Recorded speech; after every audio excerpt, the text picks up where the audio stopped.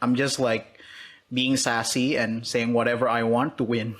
In between ABP, Asian British Parliamentary, yang kurang lebih kayak WUDC tapi tim-tim Asia semua.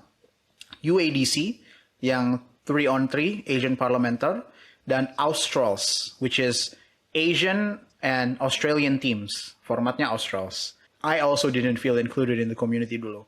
I didn't come from I have no worthy track record di high school. The UNIF, took me a year untuk break any competitions. I didn't get any major achievements at all. I was just carried at best by senior-senior yang jago-jago juga. So I just pushed it to myself to be my best. And if you can't be a national champion, you cannot be a regional champion, then it's okay, aim higher. Halo semuanya, jumpa lagi dengan saya Nila di Behind the Speech. Ini tempatnya para debater ngobrolin hal-hal tentang debat dan hal-hal di luar debat. Senang sekali setelah beberapa bulan nggak ketemu sama teman-teman, ini bisa ketemu lagi. Tentunya dengan tamu yang juga spesial, pakai telur. Jadi tamunya ini udah beberapa kali ke WUDC. Dia juga seorang coach yang juga ngirimin anaknya ke WUDC, juga nggak cuma WUDC, tapi juga lomba-lomba regional yang belum banyak kita bahas. Jadi nanti kita juga pingin bahas lomba regional. Nah, pokoknya anak-anaknya banyak deh yang berhasil. Siapa sih tamu kita kali ini? Kita lanjut yuk ke tamunya. Ada Batara. Halo Batara. Halo Kanila, very happy to be here. Seneng banget udah ngeluangin waktunya nih. Thank you ya udah ngeluangin waktunya. Nah, biasanya nih ritual kalau misalnya di sini itu mention dulu namanya siapa, dari IDS mana, dan posisinya kalau di debat itu di posisi mana. Okay, hello everyone. My name is Muhammad Batara Mulya. Sekarang as coach for EDS BINUS or BNEC. Previously Feds from Brawijaya, and I think I'm unofficially always been a member of Hasanuddin English Debate Society. So that's where I'm from and what I want to represent. And my position in debate, itu always going to be second. So either second in closing, deputy, dan kalau 3-on-3, I prefer to be whip, tapi and in the end for me it's deputy and reply. Deputy and reply. Oke, nice. Jarang ya ada yang suka reply gitu, tapi baru kamu nih suka di posisi reply. Why reply? Yeah. Tapi kenapa suka reply ya, Batara? Because I think reply itu kan, I'll get into it later, tapi kan for me, when I felt like I got good in debate, itu after a lot of judging dulu kan, ngeju sana sini, and because I didn't really have a team to go with for a long time, and I've always felt like a reply speech, itu where I can talk to the judge almost as a judge myself, and it ends up being a speech where I don't think of any content, I'm just like, being sassy and saying whatever I want to win. Oke. So, that's how you love the reply. Nah, pertanyaan kedua juga salah satu ritualnya. Gimana bisa kecemplung sama debat dan akhirnya kamu segitunya di komunitas ini? Wah, segitunya. Maksudnya dalam artian Amin. kamu ngejudge, kamu juga nge-coach, dan kamu juga care about this community, kayak gitu. Awalnya tuh dulu gimana sih, Batara? Okay. For me, it all started back, in high school. Karena awalnya it was just like any English activity. Kayak I think a lot of people from SD dan SMP kan ikutnya speech, storytelling, dan itu doang kan yang ada. Pas baru masuk ke SMA itu, there was the option of debate. Karena aku dulu SMA di SMA 1 Makassar. Yang alumninya kan sepupuku juga, Kak Akbar kan dari Unhas, yang recommended debate dari awal. Dan from the very beginning, I had a teammate yang seangkatan, yaitu Firman, yang sepupuku juga kan. Jadi that was just like the start of it.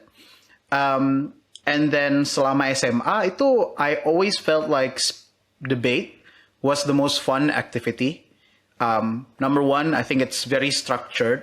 Jadi as someone who was very anxious and I don't know when I could speak, I would often speak when I'm not spoken to. I think that would make like the adults in my life when I was young a bit annoyed. Kaya they're not talking to me, tapi I'm cutting in kan. I always felt like debate was structured. I know when to speak. I know when to listen. And the great thing I like itu everyone gets a chance to speak.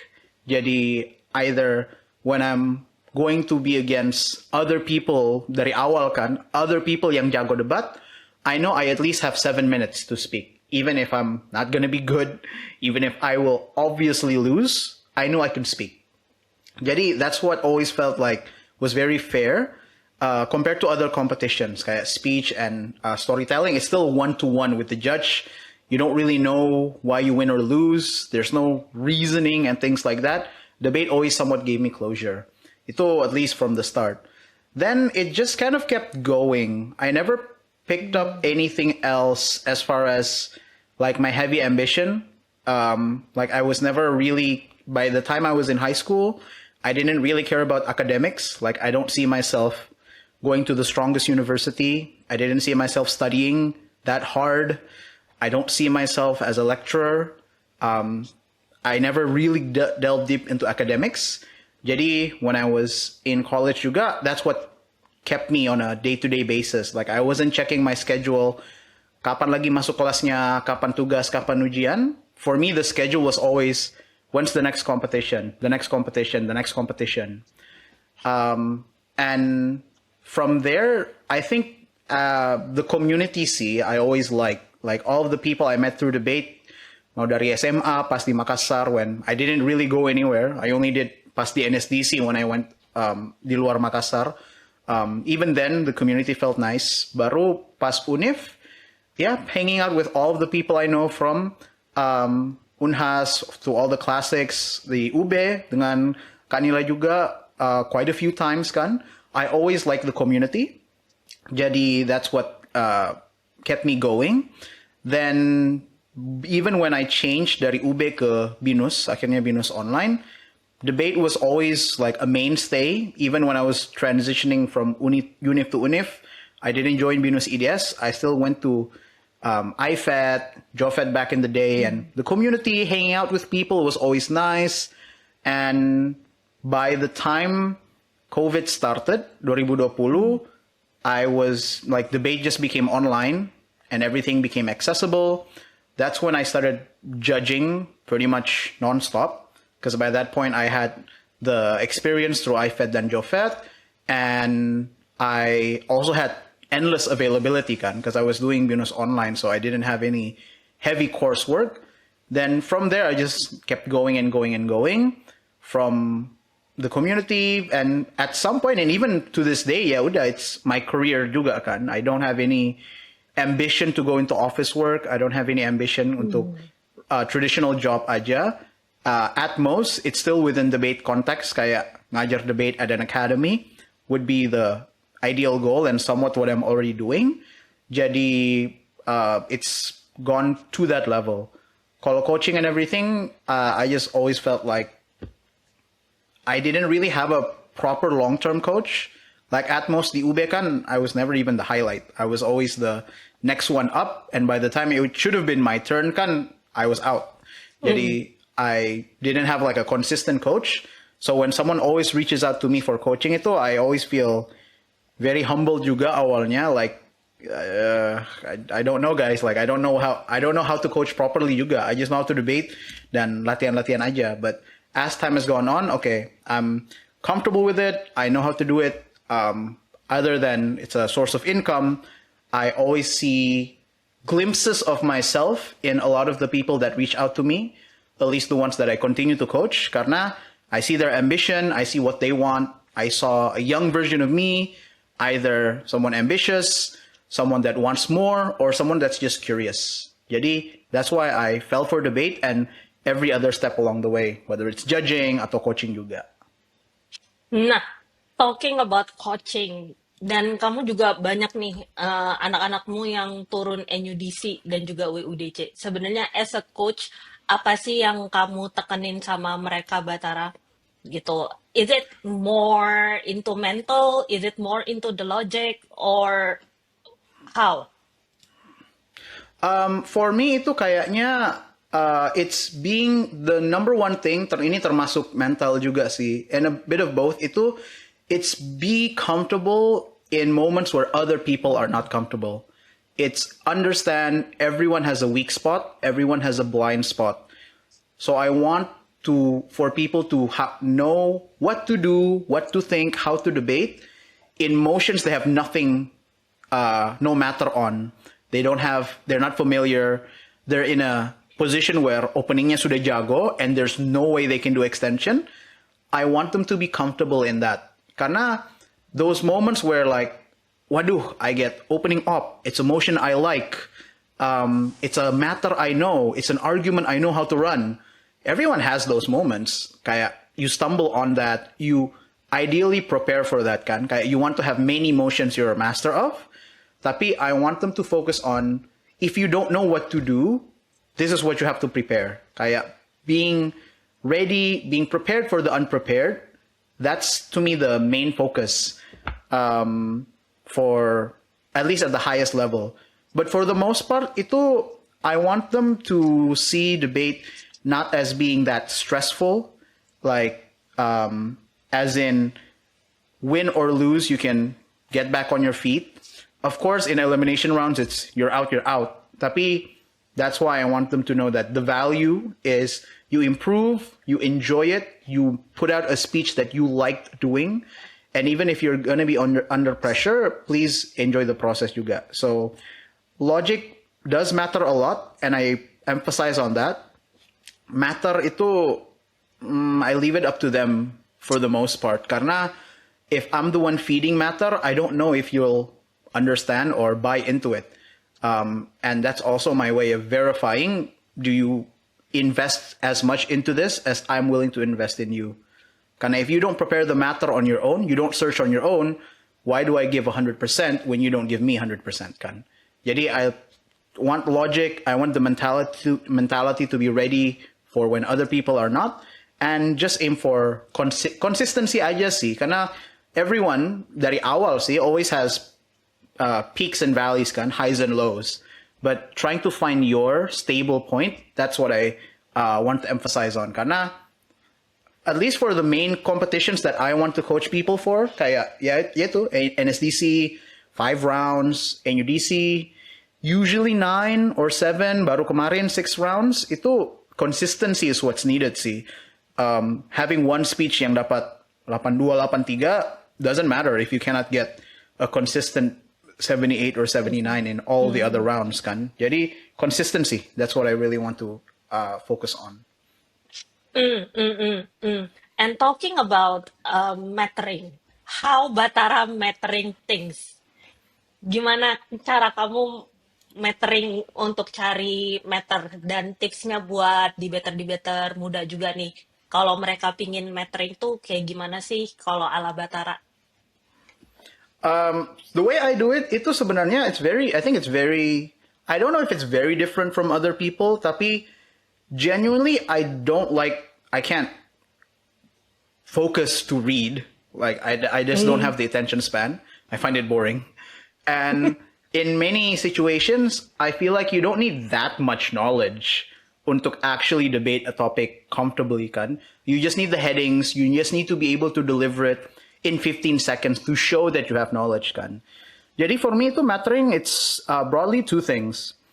The first thing, I think it might be, I don't actually know how to do this. It's to have your algorithms, either di Instagram atau di Twitter. I still call it Twitter, I'm not changing the name. Itu make the algorithm be stuff that actually matters in terms of what debaters discuss. Kayak my algorithm di Twitter itu, it's a mix of US politics news, NBA, any wrestling, any anime stuff, and a lot of like random discourses aja about relationships, people complaining about work and their job, bukan hanya luar negeri tapi yang di Indo juga. So by the time a topic comes up in debate, I'm like, oh, okay, I've heard of that at least. Like, at least I know the discourse, what it looks like. Karena I feel like a lot of matter, and you can check it on recent NUDC, KDMI, LDBI, and as someone who's been CAP and people who are CAPs I discuss with, kayak kalau KDMI kan ada KUP, NUDC kan ada Jose, Ariel, and everyone. I feel like what they bring up, it's like, oh, okay, I've seen the corporate side of Instagram atau Twitter complaining about this thing. Political compatibility in relationships, for example, round one in UDC. Yeah, ever since all of the elections, both in the US, the Indonesia terjadi, I feel like I see that of like people breaking up because they voted for the president, or they broke up because they voted for something. Jadi, I didn't do mattering on that, but I knew that happened. So I think that's the first one in terms of how I do my mattering. I don't like read journals. I don't read books. Maybe in terms of video, a little bit, kayak last week tonight type of things, yang 20-30 menit aja. And I don't do it daily. I do it kalau lagi mood aja. So that's the main thing of like, I keep up with all of the somewhat relevant discourse, and I break out of the bubble of what I just enjoy, and I just find like interesting stuff to talk about. The second way I do mattering, and this was my main focus when I was serius debat, itu nonton video debat sih. Like I go to stuff like kalender debat yang ada Google Sheet-nya, yang global debating spreadsheet, or just generally understand kalau, oh ini sudah masa-masanya, ada Yale IV, Cambridge IV, ada some other big competition, ABP, and I look for videos on those tournaments. Dan kalau ada specific matter type of motion, or even generic economics motion, that's where I pull my matter. Karena I don't believe in matter being the main argument. I feel like matter itu biar ngerti konteks aja. But I feel like in terms of mattering, what I prepare for itu more, not necessarily template arguments, tapi arguments that you can run comfortably if you understand what the motion is, gitu. Jadi, my actual serious mattering tip that isn't just on a day-to-day basis have your algorithm be fed relevant discourse, itu nonton video-video. And either in the online era, banyak banget orang rekam Zoom of whatever the debate tournament is, or even if it's offline, plenty of people are recording those tournaments. Jadi I watch it. And I don't even watch the full debate. I watch like whoever won the round, maybe second place, and I just watch it, try to note it down, kaya, oh, ini. If there's something I don't understand that they reference to, that they refer to, that's when I Google it a little bit, but otherwise that's my mattering idea sih. I see. See, it's different with several people that I'm talking about. So everyone have their own manner ya in mattering their source. Nah, Batara kamu kan juga aktif ya di nasional dan juga di debating di internasional. Now, what I heard, kalau misalnya Indonesia itu basically juga jadi salah satu penyelenggara event regional. Nah, sebenarnya boleh nggak sih Batara buat teman-teman dan adik-adik yang nonton ini, kita tuh di Indonesia tuh basically punya competition apa regional yang basically jarang orang-orang taunya WUDC, WSDC, yang kayak gitu di regional kita punya apa aja. Terus ya udah yang terakhir pasti words lah ya gitu. Jadi kayaknya dua hal ini deh yang penting untuk diomongin. Okay. So I think in terms of regional itu what I'm most ironically kayaknya dulu deh masa-masa offline malah there was a lot of regionals. Kayak dulu kan ada HFET untuk Jatim. I think SOFET yang Sumatera masih jalan. I'm not exactly sure. Tapi I think at this point di tingkat sebelum nasional itu there's just always competitions going year round. Kayak for me in my head, there's always going to be things like Hasanuddin BP for Indonesia Timur, using time zone Indonesia Timur as the basis. Pajajaran Open, some offlines kayak Atma Open. I think those are the main regionals yang I can somewhat think of sekarang. I barely know any that are specifically very regional, kecuali ya NSTC provinsi dan lain-lain kan. So I think back in the day lebih ada, sekarang it's always going to be somewhat national. Specifically what's going on right now, I think itu banyak lomba yang somewhat scheduled. Kayak if you look at all the Argumentum calendar kan, you basically have a competition once or twice a month of different language, of different time frames dan lain-lain, which is great. I would rely on that as a consistent schedule. Baru in terms of regional, I'm not exactly tapped in sih. Kalau di yang lomba offline misalnya di Jawa Barat, di Jakarta, I just see it come up in other people's feeds if it is happening juga. So I would say follow things like akun-akun kayak info lomba debat or the people that you typically think of yang nge-cap banyak-banyak di lomba-lomba nasional dan offline. I would say that's probably where you would get the most info, and just filter aja based on who the CAP is. Is it at least debater yang dikasih lihat fotonya? And then of those debaters, do you think that they are good enough, or do you think they have enough experience? Jadi I would say more look at those sorts of accounts to look at competitions. If you have any friends yang masuk grup peserta, kayak grup peserta NSDC di tingkat nasional atau provinsi, NUDC juga nasional atau provinsi, a lot of competitions promoted there. And so I feel like that's the where you would get the most info on regionalnya di Indonesia. Kalau regionalnya internasional, Batara. I heard kita kemarin sempat, kayaknya aku lihat postinganmu deh, kita sempat mengadakan ABP, if I'm not mistaken. ABP ya di Indonesia. Nah, regional yang internasional ini tipikal yang kayak gimana sih, Batara? Dan how's the community inside the international regional ini?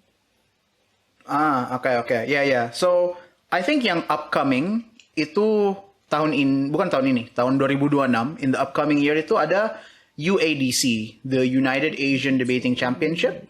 Itu kalau mau dipikirkan kayak di Indonesia di tingkat SMA kan ada ALSA, that's probably the biggest competition people know yang 3-on-3. Di UNIF kan ada IFED 3-on-3, dan yang IFED yang upcoming in like 3 months. UADC itu the Asian Parliamentary yang tingkat Asia. Jadi pesertanya tim Asia semua from all over Asia, Southeast Asia, Jepang, China, Korea. So that's UADC. Untuk ABP itu last time Indonesia was the host itu 2022 in Bali. Dan ya UADC 2026 juga di Bali. Kayaknya memang cocok sih hosting lomba internasional situ. 2 tahun lalu deh juga we also had Australs 2024 di Jakarta, tapi lebih di Tangerang sih. So those are the big 3 competitions I would say yang Asia. Kan orang tahu WUDC, people go to Worlds, finalis NUDC, champion NUDC tahun ini yang go to Worlds. I think people know that. Tapi there's a step in between. ABP, Asian British Parliamentary, yang kurang lebih kayak WUDC tapi tim-tim Asia semua. UADC, yang 3-on-3 Asian Parliamentar, dan Australs, which is Asian and Australian teams. Formatnya Australs. I would say those are the main competitions, dan banyak lah kayak pre-ABP, pre-UADC, in the same way there's like pre-LDI, pre-NUDC, kayak gitu banyak lah lomba persiapannya juga. I would say in terms of the community, the community is very, very open and very nice, I would say. It's just unfortunate that in the past year or so, participation in Indonesia has been going really, really low. Kayak in ABP kemarin di Malaysia, we had 1 team of debaters and 3 judges. In UADC, it was just me and Judah. In Guangzhou Australs, I'm not sure. Maybe one Indonesian, I'm not even sure. Jadi 2025 was pretty kurang, and as far as I know, 2024 juga nggak sebanyak itu. Even though the community is very open, and that's where I think a lot of Indonesian debaters can really, not just show their skill, but really meet some great people. Karena, for example, my current work opportunities, my current friends that gave me gigs and jobs, like when I go to China and things like that, it's friends that I meet from ABP. It's friends that I meet from UADC, working together with them, judging with them. And it's not like difficult at all. Karena the community is very open, very comfortable, very nice. Of course, there's some like intense people yang hanya kesana untuk lomba, but every competition has that. Tapi as far as Asia, it's very nice. It's very open. That's why I really hope UADC nanti di Bali tuh, I really hope people get like mulai dari awal semester 2026 itu try to make proposals to go. Like I'm very open if people want to train, if people want to get tips and insights on it, spar and train for it.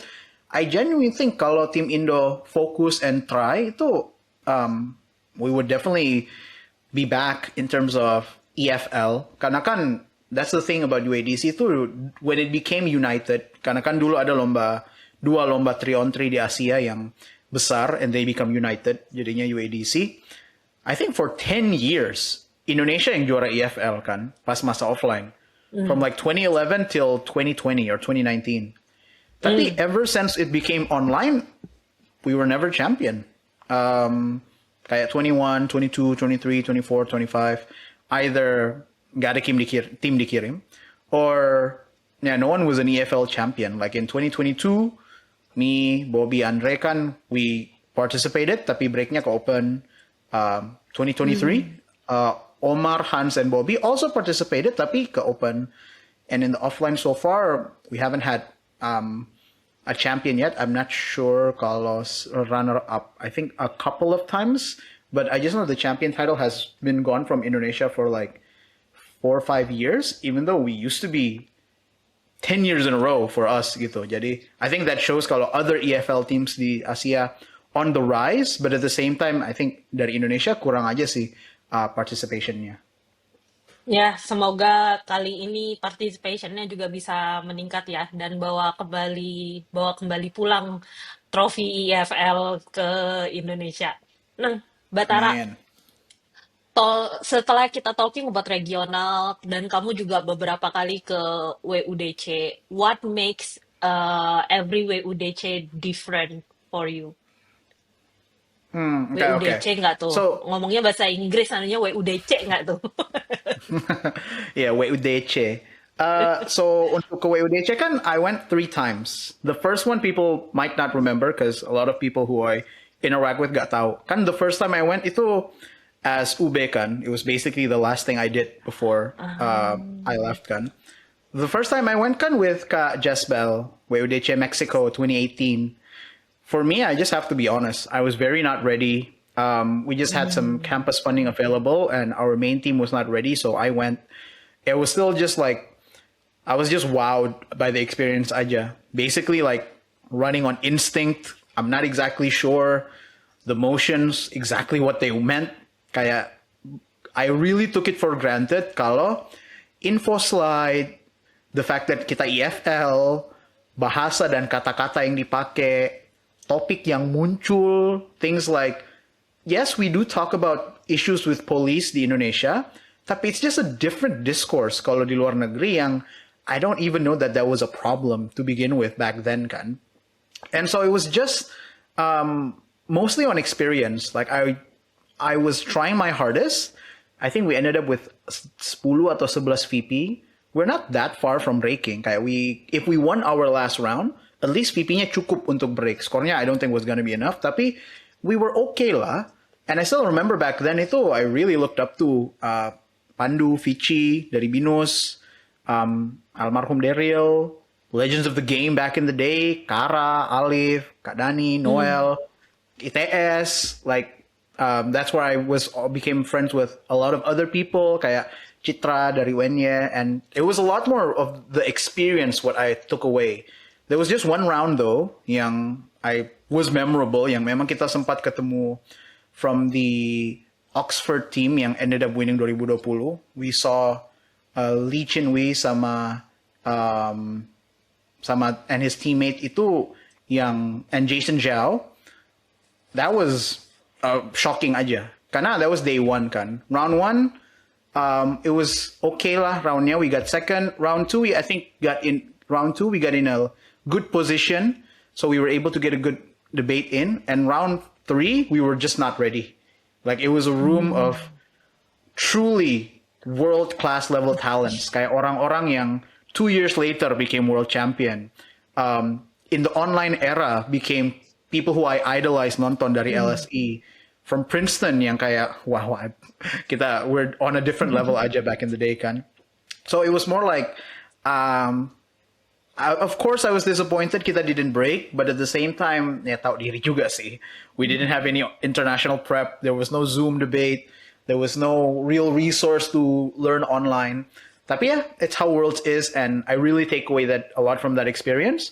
But at the same time, the fact that we were not that far away, I did feel like, okay, there's definitely possibility for me to do something at Worlds juga if I'm able to take the time to be to train properly and things like that. And that opportunity came 5 years later after transitioning dari UB ke Binus and sama Bobby kan. Nah, to get straight to the World's experience, this time for Madrid, WWDC 2023, I have to be honest, also, we did feel super confident. Karena we already broke open the UADC 2022 yang online. The first time ever kan, Team Indonesia break open. And so we were confident that we could do something here. We broke open the Docksbridge pre-WWDC. There's a pre-WWDC competition. We broke open there. We got to the ESL finals of JHU Open. Jadi we felt comfortable lah with what the online international debate competition is. And in the tournament itself, itu naik turun sih. Like I don't know kita kayak, I don't know if we just wake up and have like a good day, tapi the 3 days itu the very first round of the day kita selalu dapat first. Round 1, round 4, round 7 yang silent tapi kayak kita lihat motion, kita lihat position, kita 100% sure kalau kita first. Tapi ya itu artinya the second and third round of the day it's always against really really really tough teams. And so that was challenging tapi we felt happy lah, we felt confidence. Nah, we did have confidence at the beginning of each day. Tapi we did also get, gimana ya, judges that I'm sure are good. Karena they are a breaking judge. They have a lot of experience. They end up judging higher rooms later. Tapi kita bahkan masih dapat comments kayak, basically dalam Indonesianya, it was a debate where we felt confident kita bisa first, minimal top 2 lah. Tapi in the OA kita dapat 4th. We felt like, what's going on? Baru pas OA-nya, it was even less acceptable. Karena bilangnya kayak, jadi guys, ini kan sudah malam. Kita sudah capek hari ini. Akhirnya, biarpun kalian jelaskan 4-5 mekanisme, kita nggak ngerti. Biarpun berapa belasan kali kalian jelaskan. And at that point, it was me and Bobby. We're just like, this is not just me kan. Like, Ejunya ini completely out of line kan.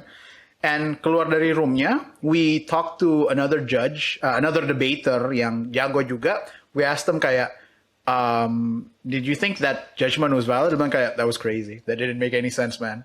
Dan everyone agreed, OA-nya aneh banget. The call was weird. We lost to a team yang didn't end up performing well the rest of the tournament. Tapi, okay. Tapi I would say here, the community was always fun again. Team Indo yang kita bareng, we didn't hang out that much with a lot of them. We ended up hanging out mostly with ITB, Hans sama Marvin, Atma, Gio sama Ariel, and Unpad here and there, Udayan here and there. Like, we didn't hang out with a lot of the other ones. Untuk debatnya sendiri, the debate experience, we genuinely had confidence and belief kalau we could break open kan. And going into the last day, that was still possible. Tapi round 8, round 9, we couldn't get it done. Tapi kita masih break ESL lah. It was still something that we wanted. Going into the ESL semi, kita masih bisa-bisa aja sih. Tapi I just think we were unlucky in that year. Karena the motion was about education in the context of Africa. We didn't have any prep on African context. We prepared Spanish context kan. Kita pergi ke kelas materinya yang Spain. Meanwhile, our opponents ada dari Zagreb yang always amazing team. Dan 2 teams dari Ghana and from the African community yang opening debate-nya jalan. Bagus nih, aku oke. OO-nya juga oke lah. CG masuk kayak, waduh ini, this is context that automatically they win. Biarpun argumennya mirip, they win karena konteksnya relevan. We don't know what we're talking about. And for me, Madrid Worlds ini was still a great experience overall. Hanya nyesek aja sih. Kayak we got to ESL semis and lost on emotion yang we just didn't have the context for. Then for best speaker, I was 11th on the tab for EFL. Jadi I still to this day finish with no world's medals at all kan. I still have achievements tapi I was 1 speaker position away di Madrid. So that was like what happened there. Kalau Vietnam, jujur at this point itu I wasn't really focused on being my absolute best. Karena I didn't plan on turun WUDC. I was done with Madrid sebenarnya. Karena awalnya the plan itu Bobby sama Omar, which did follow through, sama Hans dengan Andre. Tapi by the time we wanted to deal with the proposal ke Binus, itu kan Andre sudah di status yang lulus kan. So the funding itu couldn't be done karena I guess maybe Binus change policies, jadinya the funding itu nggak bisa ke siswa yang lulus. So, and this was like several months into the year. And we were thinking kayak, well, Hans sudah join Binus online, and we have the funding untuk kirim tim. How can we not? Kayak, if this happens, artinya there's a potential Binus team yang nggak turun aja. So I was like, okay, sure. And I was happy that I went juga. Karena I was always gonna plan ke WUDC either as observer atau datang aja ke Vietnam because the flights are pretty cheap kan. Karena I wanted to be there if Telkom can make it kan. Because I was coaching Telkom at the time. And tapi it did feel like Vietnam was very much a moment for Indonesia because we broke in all 3 category kan. Bobby and Omar's historic open break. I think we can still see the breaking video of that night kan, yang how excited we were all. I think Omar already told the story. And I still remember the tough emotions we had. Kayak masih banyak stikernya Omar yang very crying hard kan in that moment. And that's the most emotive I've ever seen them. And I would always remember that. In EFL kan we had, I think 3 teams yang nge-break. 2 of them yang masuk final, UI sama Atma, and Telkom, even though they didn't make the finals, jadi kita satu same outcome. Itu I was coaching them for 2 years up to that point, and mereka dapat best new institution. Karena kan di WUDC ada gitu, univ yang baru pertama kali turun, itu dilihat VP sama team score-nya by the end of the prelims. The best performing one itu dapat medali. I think in Madrid, I think yang menang was like UCLA, just because I guess UCLA didn't do debate before, tapi kayak I think the spirit of the award kan always going to be sebenarnya to new institutions kayak Telkom dari Indonesia kan. For me, for ESL, we broke again. We broke the to quarterfinals. We won in the quarterfinals, so at least I have 1 win, the Elims WUDC, but we lost in the semifinals again. This time, in the moment, it was more shocking karena we did feel like we had great arguments, tapi acceptable lah as time goes by. And at this point, I was disappointed, but at the same time, that's when why I say for Vietnam itu, I wasn't at my 100% like focus and prep. I was focusing more on several other things. Jadinya, yes, I'm disappointed, tapi nyesek aja, because this is the fourth time I went to majors dan kalah di semifinal. UADC 2022 kan break open, semifinal. ABP 2022, pertama kali Indonesia to the semifinals, kalah semifinal, split 3-2 with Ateneo yang world champions at the time. Jadi kayak, well, we split 3-2 with the world champions, I guess. Worlds yang I just mentioned tadi, ESL semi, dan sekarang semi lagi. Jadi, ya udah. That's always gonna be on my resume. I'm gonna be the 4-time semifinalist of big major competitions, which of course I am proud of juga. Hanya nyesek aja because so many times itu the day before semifinalnya or something, I would draft or write like a short thank you and shout outs, but I never got to deliver it because I never made the final stage kan. Jadi ya, for me, Vietnam Worlds itu much more of a in Madrid, it did feel like there was pressure on, in the end, Binus dan ITB to try and make it to the ESL semis, and it was very much a for us type of thing. Tapi di Vietnam, it very much felt like a moment for Indonesia, because break in all three categories. We have a breaking judge, several breaking judges. We have first ever open break, balik to the EFL final in an offline setting. We lost in the ESL semis, but we at least won Elims round. Speaker medals for best new team. Jadi it felt very much like a Indonesia type of moment rather than just any other competition. And I do wish at some point kalau Worlds kembali ke Asia atau kalau majors kayak UADC atau ABP bisa rame lagi, I do hope that we can have this sort of community to show kalau Indonesia is a force to be reckoned with in the international scene. Same here, same here. All right, Batara, for the community that you love so much, do you see any concern in our community right now? Kalau misalnya ada hal yang butuh di-improve, kira-kira komunitas kita nih, komunitas debat ini bisa di-improve di bagian mana? I think number one, itu, and this is something I have a gripe with dari dulu, back in the day, like when it was offline and I was a nobody banget kan. And bukan like I'm anyone now. Tapi I would say in the community right now, the problem is sort of the celebrity culture yang ada.